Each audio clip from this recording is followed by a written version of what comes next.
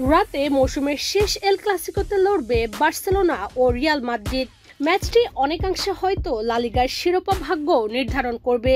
৩৪ match শেষে point টেবিলের শীর্ষে বার্সেলোনা, তাদের চেয়ে 4 পয়েন্ট পিছিয়ে রিয়াল। তাই তো হ্যান্সি ফ্লিকের দল হারলেও আশা থাকবে। তবে কার্লো আনচেলত্তির দল হারলে লিগ শিরোপা জয়ের আশা প্রায় শেষ। সেই শিরোপা স্বপ্ন বাঁচিয়ে রাখতে ভিনি এমবাপ্পেদের সামনে এল ক্লাসিকোতে জয় ছাড়া আর কোনো বিকল্প নেই। সাম্প্রতিক সময়ে ক্লাসিকোর জয়ের ইতিহাসে এগিয়ে বার্সেলোনা। চলতি মৌসুমে 3 বারই বার্সার কাছে হেরেছে রিয়াল। ঘরের মাঠে অনেকটা ফেভারিট হিসেবে নামবে বার্সেলোনা, তবে একই সঙ্গে পরিসংখ্যান কথা বলছে রিয়াল মাদ্রিদের হয়ে। ম্যাচটা বার্সেলোনার মাঠে বলেই পরিসংখ্যানটা রিয়ালের পক্ষে। বার্সেলোনার মাঠে শেষ 5 ক্লাসিকোর 4 বার জিতেছে রিয়াল মাদ্রিদ। 10টা এল ক্লাসিকোর 5টাতে জয়, 3টায় ড্র রিয়ালের।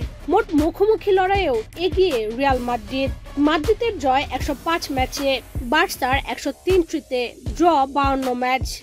লা লিগার এটি 190তম এল ক্লাসিকো। অতীত নয়, তবে বার্সার ভাবনায় এখন শুধুই এল ক্লাসিকো। মিলানে হারের পর সবাই জানি এল ক্লাসিকোর লড়াই সহজ হবে না, তবে আমরা ভালো করছি। এখনো 4টি ম্যাচ বাকি, আর ক্লাসিকো খুবই গুরুত্বপূর্ণ।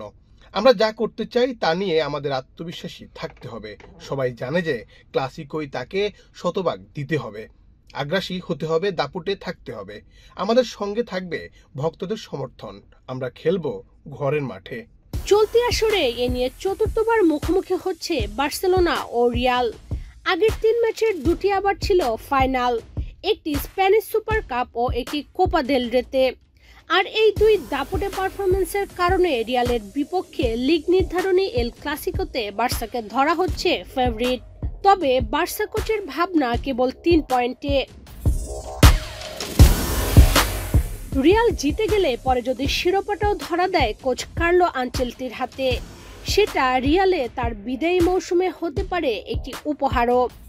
এই ম্যাচের আগে রিয়ালের শিবিরে চোটের মিছিল, দলে সেই অনেক তারকা ডিফেন্ডার। রক্ষণভাগের নিয়মিতদের অনুপস্থিতিতে বিকল্প খেলোয়াড় দিয়ে রক্ষণ গোছাতে বাধ্য হচ্ছেন আনচেলত্তি। আমাদের জন্য এটা দারুণ একটা সুযোগ। আমাদের ভালোভাবে প্রস্তুত হতে হবে। এটি এরকম লিগের নির্ধারক ম্যাচ। বার্সার বিপক্ষে শেষ ম্যাচটি ছিল প্রতিদ্বন্দ্বিতাপূর্ণ, জয়ের কাছাকাছি চলে গিয়েছিলাম আমরা। আমি মনে করি না কৌশলগতভাবে বেশি কিছু সৃজনশীলতার সুযোগ রয়েছে। গুরুত্বপূর্ণ ম্যাচে নিজেদের সর্বোচ্চ দিয়ে খেলতে হবে, আত্মবিশ্বাসের সঙ্গে সেটি করব আমরা। বার্সেলোনার মাঠ অলিম্পিক স্টেডিয়ামে বাংলাদেশ সময় রাত 8:15টায় এল ক্লাসিকোতে মুখোমুখি হবে বার্সেলোনা ও রিয়াল মাদ্রিদ।